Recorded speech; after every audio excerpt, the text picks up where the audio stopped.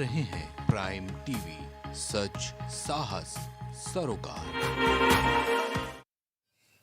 नमस्कार, मैं हूं मयूरी श्रीवास्तव। स्वागत है आपका प्राइम टीवी के खास कार्यक्रम प्राइम चर्चा में, जिसमें आज हमारे साथ रेड बेल्ट कराटे एकेडमी की संस्थापक और निदेशक स्मृति शांगलू मौजूद हैं।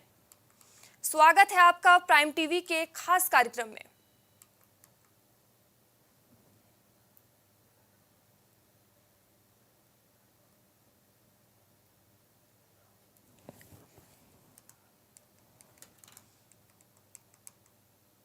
मैम, सबसे पहले आप अपने बारे में हमारे दर्शकों को बताएं। मैं Smriti Shanglu, founder director red belt karate academy and secretary Sangam district karate do association. मैं यहाँ पे इलाहाबाद में हूँ, प्रयागराज में हूँ पिछले 21 सालों से, और 6 सालों से मैं ये कराटे की एकेडमी चला रही हूँ यहाँ पे।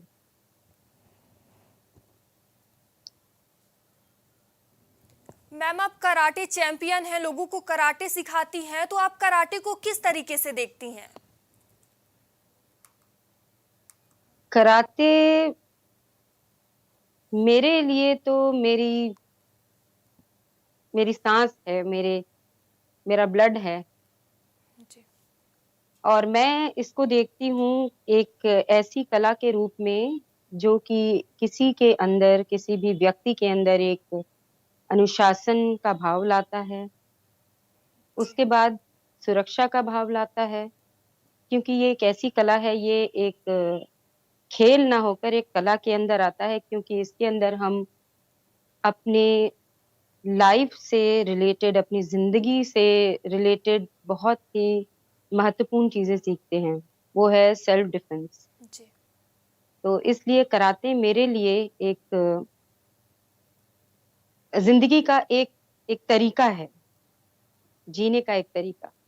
जी। मैम, हर इंसान के अपने कुछ सपने होते हैं और उनको पूरा करने की लगन होती है। आपका क्या कुछ सपना रहा? मेरा सपना हमेशा से ये रहा था कि जो चीज मैंने सीखी है मार्शल आर्ट से रिलेटेड, जो कि एक बहुत ही यूनिक कला है, जो कि जी। हर लड़की नहीं सीखती है। माता पिता, पेरेंट्स अपने बच्चों को, लड़कियों को सिंगिंग सिखाएंगे, डांस सिखाएंगे, आर्ट की क्लासेस भेजेंगे, बट बहुत कम माता पिता होते थे जिस समय मैं सीखती थी कि वो लड़कियों को कराटे में या मार्शल आर्ट में भेजें। जी। तो मैंने यही सीखा कि ये एक ऐसी चीज है जो लड़कियों के अंदर बहुत आत्मविश्वास भरती है और लड़कियों के अंदर एक सुरक्षा का भाव लाती है। इसलिए मुझे लगा कि मुझे एक एकेडमी खोलनी चाहिए, जिससे मैंने जो सीखा वह मैं लोगों तक कन्वे कर सकूं, मैं सिखा सकूं बच्चों जी। को, लड़कियों को खास तौर से, क्योंकि हमारी सोसाइटी आज हम लोगों से छुपा नहीं है किस तरीके से ऐसी चीजें होती हैं हमारे समाज में लड़कियों के लिए, लड़कियों के खिलाफ। तो मैंने उनके अंदर विश्वास भरने के लिए मैंने अपने लाइफ का एक मकसद बनाया कि मैं जो विश्वास मेरे अंदर आया है इस कला को सीखकर, जी। वो विश्वास मैं और लड़कियों को कन्वे करूं, उन्हें दूं। जी, जैसा मैम अभी आपने कहा कि लड़कियां कराटे नहीं सीखती या उनके पेरेंट्स उन्हें नहीं सीखने देते, तो इंसान की जिंदगी में हमेशा चुनौतियां आती रहती हैं। आप एक महिला हैं, तो आपके लिए क्या क्या चुनौतियां को आपको सामना करना पड़ा? अ, आजकल का समय थोड़ा बदल गया है। जी। ये मैं उस टाइम की बात बता रही हूँ जब मैं सीखती थी। आज का टाइम थोड़ा बदल गया है। आज माता पिता चाहते हैं कि उनकी लड़कियां डांस या सिंगिंग के अलावा जो जिंदगी से जुड़ी ये चीज है, आत्मरक्षा के तरीके, वो सीखें। लेकिन फिर भी चुनौतियां का सामना करना पड़ता है हमको, जी। क्योंकि जब पेरेंट्स आते हैं तो सबसे बड़ी उनकी उनका सवाल होता है कि क्या मेरी बेटी इसको करते हुए सेफ रहेगी, क्योंकि ये एक कॉम्बैट की आर्ट है, लड़ने की कला है, तो इसमें स्वाभाविक है जब लड़ाई होती है तो चोटें भी लगती हैं। जी। तो सबसे बड़ी हमको चुनौती का सामना करना पड़ता है इस चीज को सिखाते हुए कि हम बहुत सारे इक्विपमेंट्स, बहुत सारे गार्ड्स यूज करते हैं ताकि बच्चों को चोट ना लगे। लड़कियों को चोट ना लगे। सबसे पहले जब कोई माता-पिता आते हैं, तो उनका सवाल यही होता है। तो हम उन्हें कहते हैं कि आप घबराएँ नहीं, हम इसका पूरा इंतज़ाम रखते हैं कि आपके बच्चों को चोट नहीं लगेगी बिल्कुल भी। फिर वो धीरे-धीरे विश्वास बनाते हैं, फिर लाते हैं। आज भी लेकिन समाज में बहुत सारे घर ऐसे हैं जो अपनी लड़कियों को ये चीज़ नहीं सिखाना चाहते, क्योंकि जी। उनको लगता है कि उनकी बच्चियों को चोट लग जाएगी। और आप सब समझ सकते हैं, जो भी सुन रहे हैं ये बात, कि लड़कियों के लिए उनका बहुत ही अच्छा लगना और दिखना बहुत ज़रूरी होता है। और ये कला ऐसी है जिसमें चोट लगना स्वाभाविक है। तो मैं सबको यही समझाती हूँ कि आप इससे मत घबराएँ, इसके लिए हम पूरे इंतज़ाम रखते हैं, जी। जिससे कि आपकी बच्चियों को चोट ना लगे कभी भी। जी। मैम, हर एक इंसान का कोई ना कोई प्रेरणा स्रोत होता है। अभी एक बेहतर कार्य कर रही हैं, लोगों को कराटे सिखा रही हैं, तो आपका कौन रहा प्रेरणा स्रोत या है अभी? सबसे पहले तो मैंने कराटे सीखना इसलिए शुरू किया, क्योंकि जब मैं बहुत छोटी थी, मेरे ख़्याल से 3 या 4 साल की, तब मैंने एक शो देखा था, जी। लाइव शो देखा था कराटे का, जिसमें लड़कियाँ बहुत आसानी से लड़कों को टक्कर दे रही थीं, उन्हें उठा-उठा के पटक रही थीं। मुझे बहुत फ़ैसिनेटिंग सा लगा वो। तो फिर मैंने अपने घर में जाके मैंने अपने पेरेंट्स को बोला कि ये चीज़ मुझे भी सीखनी है। फिर मैंने उसको सीखना शुरू किया। मेरे अंदर एक चाह जागी कि मैं इसको सीखूँ। ये क्या चीज़ है? ये ऐसा क्या है कि लोग गिर रहे हैं, लोग बड़ी-बड़ी टाइल्स तोड़ रहे हैं, मगर उन्हें चोट नहीं लग रही है। उसके बाद मेरे पिता वो एक एयर फ़ोर्स पर्सन हैं, वो एक डिफेंस पर्सन हैं, तो उन्होंने ज़िंदगी में मुझे हमेशा निडर होकर जीना सिखाया। तो वो मेरे सबसे बड़ी प्रेरणा रहे। उन्होंने हमेशा ये चाहा कि मैं समाज में, जैसे पुरुष प्रधान समाज है, तो वहाँ पर मैं कंधे से कंधा मिलाकर चल सकूँ। वो मेरी सबसे बड़ी प्रेरणा रहे इस कला से जुड़ने के लिए। उन्होंने मुझे बहुत ज़्यादा इंस्पायर किया कि आप जाओ, सीखो। तो सबसे बड़ी प्रेरणा मेरी वो रहे। आज के दौर में लड़कियों के लिए कितना ज़रूरी मानती हैं आप कराटे को? आज के दौर में ही नहीं, आज से बीते हुए समय और आज से आने वाले समय के लिए भी ये बहुत ज़रूरी है लड़कियों के लिए, क्योंकि समाज की स्थिति दिन-ब-दिन बिगड़ती है, बिगड़ती जा रही है। और लड़कियों को बहुत ज़रूरी हो गया है कि वो अपने डर से लड़ें, अपने डर से बाहर निकलें। समाज में जब वो निकलें, जब वो घर से निकलती हैं, जो भी लड़कियाँ हैं, बच्चियाँ हैं हमारी छोटी-छोटी, बड़ी लड़कियाँ हैं, स्कूल जाती हैं, कॉलेज जाती हैं, ऑफ़िसेज़ जाती हैं, महिलाएँ हैं, वो जब घर से निकलती हैं, तो एक डर लेके निकलती हैं। माने या ना माने समाज, मगर वो लेके निकलती हैं। तो उस डर को काबू करने के लिए ये बहुत अच्छा तरीका है इस कला को सीखना। अगर वो इसको सीखती हैं, अगर वो इसमें आती हैं, अगर वो अपने मन में विश्वास जगाती हैं कि मैं ये कर सकती हूँ, मैं समाज में अगर कोई भी चीज़ मेरे खिलाफ हो रही है, तो मैं आवाज़ उठा सकती हूँ। सबसे ज़्यादा ज़रूरी है कि अपने खिलाफ होने वाले कोई भी अन्याय के खिलाफ आवाज़ उठाना। और ये कला हमको और सारी महिलाओं को, बच्चियों को, लड़कियों को यही चीज़ सिखाती है सबसे पहले, कि आप अपने खिलाफ होने वाले किसी भी अन्याय के लिए आवाज़ उठाइए जी। और अपने आस-पास के लोगों को भी जागरूक करिए कि आपको चुप नहीं रहना है। जी। जैसा अभी आपने कहा कि लड़कियां सीखती हैं और ज़रूरी भी है आत्मरक्षा के लिए, तो जब वो सीखती हैं तो इसको लेकर उनके पेरेंट्स का क्या कुछ कहना रहता है? अ, जब पेरेंट्स शुरू में अपनी बच्चियों को लेके आते हैं मेरी अकेडमी में 4 साल, 5 साल, 6 साल, इस उम्र से बच्चियाँ हैं। जब वो अपनी बच्चियों को लेके आते हैं, तो आप समझ सकते हैं कि जो इतनी छोटी बच्ची है, उसको किसी चीज़ की समझ नहीं होती। जी। तो उनके पेरेंट्स के मन में उन बच्चियों से ज़्यादा डर होता है कि हम एक अपनी छोटी-सी बच्ची को एक ऐसे माहौल में भेजने जा रहे हैं, जहाँ पे अ, नज़ाकत की कोई बात नहीं है।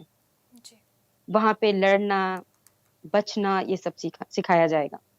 और कई घर ऐसे हैं आज भी हमारे समाज में जहाँ लड़कियों को बहुत दबा के रखा जाता है, तो उनके पेरेंट्स आके मुझसे ये बात करते हैं कि इनको घर में कोई छूट नहीं मिलती, इसलिए ये बच्चियां घबराती हैं बोलने से, बात करने से। जी। 8 साल की बच्ची है, 10 साल की बच्ची है, 12 साल की, वो घबराती हैं। समाज में अगर बाहर स्कूल जा रही हैं, ट्यूशन जा रही हैं, बात करने में डरती हैं। वही पेरेंट्स आके जब 6 महीने बाद मुझे ये बताते हैं कि मैम, ये बच्चियां मतलब अब इनके अंदर एक आत्मविश्वास आ गया है। अब ये अगर कोई भी अवांछनीय स्थिति आती है इनके सामने, चाहे स्कूल में हो, चाहे ट्यूशन जा रही हूँ, चाहे रास्ते में हो, चाहे रास्ते में कोई लड़का छेड़ रहा हो, ये जवाब देती हैं उनको पलट के, चुप नहीं रहती। और कई-कई बार तो ऐसा भी हुआ है कि कई बार पेरेंट्स ने आके मुझे ये बताया है कि मेरी बेटी ने इतनी हिम्मत दिखाई कि उसे रास्ते में अगर किसी ने छेड़ा, तो उसने उसे धूल चटा दी। ऐसे जी। शब्दों का इस्तेमाल करके उन्होंने मुझे बताया है। तो मुझे लगता है पेरेंट्स बहुत खुश होते हैं कि उनकी बेटियाँ जब कुछ सीख लेती हैं ऐसा, जब वो समाज में अपने आप को इन सब चीज़ों के खिलाफ होने वाली, उनके खिलाफ होने वाली कोई भी ऐसी चीज़, कोई भी ऐसी बात के लिए वो खड़ी होती हैं। जी। तो मुझे बहुत खुशी होती है। मैम, कराटे सिखाने का आप एक बेहतरीन काम कर रही हैं, आज एक अच्छे मुकाम पर भी हैं। तो यहाँ इस मुकाम तक पहुँचने के लिए आपको कौन-कौन से संघर्ष करने पड़े या कौन-सी बड़ी चुनौतियाँ आपके सामने आई? जब मैंने ये सपना देखा कि मुझे एक अकेडमी कराटे की खोलनी चाहिए, तब मेरे सामने बहुत सारी चुनौतियाँ आईं, क्योंकि मैं हर वो चीज़ वर्ल्ड क्लास, वर्ल्ड लेवल पे प्रोवाइड कराना चाहती थी अपने बच्चों को, अपने क्लास में आने वाले सारे स्टूडेंट्स को, जो यहाँ पे अवेलेबल नहीं है। उसके बाद सबसे बड़ी चीज़ जो थी, वो थी लोगों के अंदर ये जागरूकता पैदा करना कि आप अपनी बच्चियों को ना केवल सिंगिंग या डांसिंग में डालिए, आप अपनी बच्चियों को सेल्फ डिफेंस की ट्रेनिंग के लिए भी प्रोत्साहित करिए। जी। उसके लिए मैं बहुत सारे स्कूल्स में गई। मैंने वहाँ फ्री सेल्फ डिफेंस कैंप्स दिए 5-5 दिनों के, 10-10 दिनों के। लोगों को समझाया। मुझे नहीं लगता कि प्रयागराज का कोई भी ऐसा स्कूल रहा होगा जहाँ मैंने 5 या 10 दिन के कैंप्स ना दिए हों। मैक्सिमम स्कूल्स को मैंने कवर किया। जागरूकता पैदा की उनके अंदर कि आप लोगों को, अपनी बच्चियों को ये सेल्फ डिफेंस की ट्रेनिंग दिलवानी चाहिए। धीरे-धीरे करके लोग समझने लगे। धीरे-धीरे करके 4 महीने, 6 महीने, साल भर, 1.5 साल में लोगों को ये समझ में आया कि ये चीज़ बहुत ज़रूरी है, सबसे ज़्यादा ज़रूरी है, ज़्यादा से ज़्यादा लड़कियों को ये सीखना चाहिए। और पेरेंट्स ने पॉज़िटिव अपना एटीट्यूड दिखाया और फिर जी। उन्होंने अपनी बच्चियों को सिखवाना शुरू किया। कई स्कूल्स में मैं गई, फिर स्कूल्स में लोगों ने मुझे बुलाना शुरू किया कि आप आके कैंप करिए ताकि बच्चियों को, उनके पेरेंट्स को पता लगे। पहले मैं खुद गई, अब जी। मुझे आज स्थिति ये है कि आज स्कूल खुद मुझे कॉल करके बुलाते हैं कि आप आके यहाँ पे कैंप दीजिए। तो जी। ये चुनौती पार करके आज मैं इस स्थिति में हूँ कि आज मेरा एक नाम है यहाँ पे। जी। अगर कराटे का नाम लिया जाता है तो स्मृति शांगलू का नाम लिया जाता है। जी। मैम, अपनी ज़िंदगी का कोई ऐसा पल बताएँ जब आपको गर्व की अनुभूति हुई हो? जी हाँ, बिल्कुल।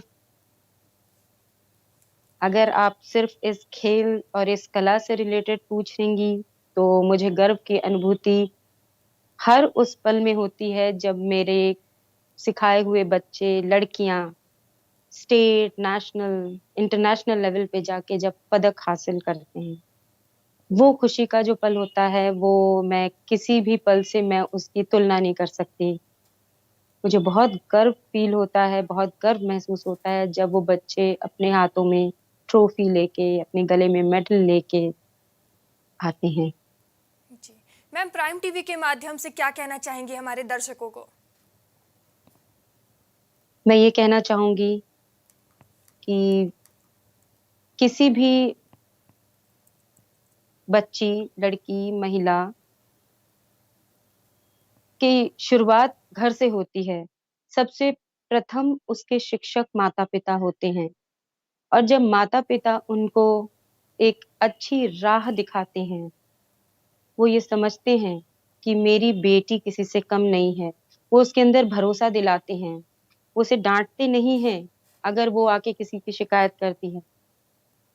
तो वो उसकी बात को समझते हैं और फिर वो उसको ऐसी किसी क्लास में एडमिट करते हैं, जहाँ से वो ज़िंदगी के कुछ ऐसी चीज़ों को सीखेगी जो उसको ज़िंदगी में काम आएगी। और जी। लड़कियों के लिए और सभी बच्चियों के लिए मैं यही कहना चाहूँगी कि आप लोग सशक्त हैं, अपने आप को कभी निर्बल ना समझें। आपके अंदर के जो शक्ति है, वो दुर्गा की शक्ति है, वो काली की शक्ति है, उसको कभी छोटा ना समझें। बस उस शक्ति को पहचानने की ज़रूरत है और आप इस समाज में अपना वही मकाम पा सकते हैं, जो एक पुरुष को समाज देता है। तो आप लोग कभी ना घबराएँ, अपने सपनों को जिएँ और प्रत्येक महिला, प्रत्येक लड़की, प्रत्येक बच्ची किसी न किसी तरीके की कोई न कोई combat art, combat martial art को ज़रूर सीखे, जो कि समाज में उसको सुरक्षा का भाव दिलाएगी और उसको सेल्फ डिफेंस के लिए प्रेरित करेगी। जी, धन्यवाद मैम आपका। तो ये थी हमारे साथ स्मृति शांगलू, जिन्होंने अपने मेहनत के दम पर एक अलग ही मुकाम हासिल किया है और देश का नाम रोशन किया है। आगे फिर होगी मुलाकात, तब तक के लिए देखते रहिए प्राइम टीवी।